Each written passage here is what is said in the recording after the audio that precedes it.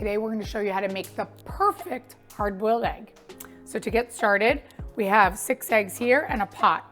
So we're going to put the eggs carefully into the pot. And then we're going to cover them in water.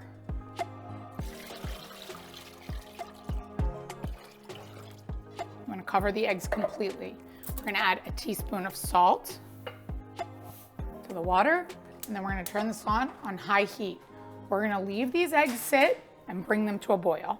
Now that the water has boiled, we're going to turn off the heat completely, and we're going to let them sit for about 8 minutes.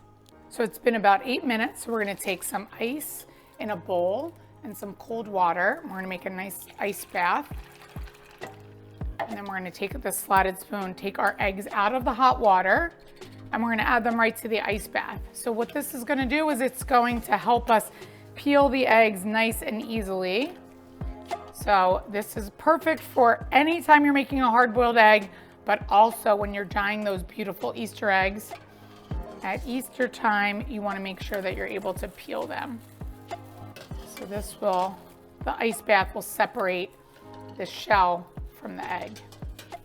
Okay, so now we're going to take it out of our cold water bath. Crack it. Moment of truth. Look at that. Perfect. The shell comes right off and you won't mess up your egg.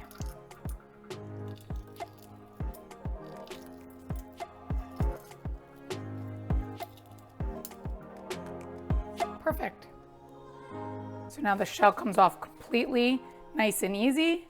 I'm gonna cut that in half. Look at that. Perfectly cooked yolks. Look at this. For the full recipe, visit nikkigleckis.com. And don't forget, like, subscribe, follow me on Instagram, and check out my Amazon store for some of my favorite tips.